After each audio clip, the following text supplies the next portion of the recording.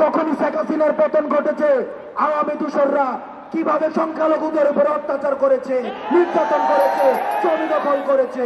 আমরা বলে দিতে চাই, যারা জনগণের অধিকার লুণ্ঠিত করেছে, যারা স্বাধীনতাকে লুণ্ঠিত করেছে, তারা যদি আবার রাস্তায় আসার কোন ধরনের চিন্তা করে, তাহলে ছাত্র জনতা তাদের এই পা ভেঙে দিবে।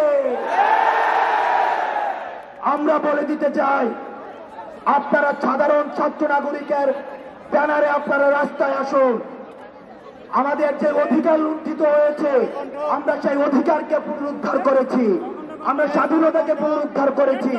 সুতরাং এই ফ্যাসিস্ট গণঅভ্যুত্থানের মধ্য দিয়ে যে ফ্যাসিস্ট পতন হয়েছে, আমাদের এই প্রাথমিক বিজয়কে যতদিন না পর্যন্ত আমরা স্থায়ী করতে পারি, ততদিন পর্যন্ত আপনারা রাস্তায় থাকতে হবে।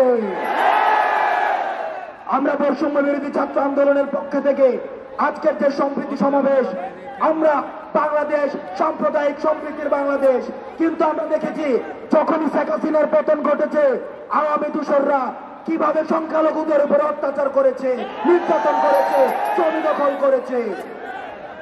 আজকে আমরা এই শাহবাগ থেকে ঘোষণা দিতে চাই, বাংলাদেশের প্রত্যেকটা মানুষের সবার প্রাথমিক পরিচয়, সবাই বাংলাদেশী।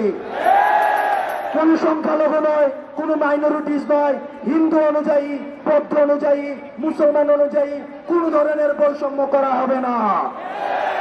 আমাদের সবার পরিচয় হচ্ছে আমরা বাংলাদেশী, এবং এই পরিচয়ের উপরে ভিত্তি করে আমরা কোন অভ্যুত্থানকে গণজাগরণে পরিণত করার জন্য আমরা মাঠে থাকবো।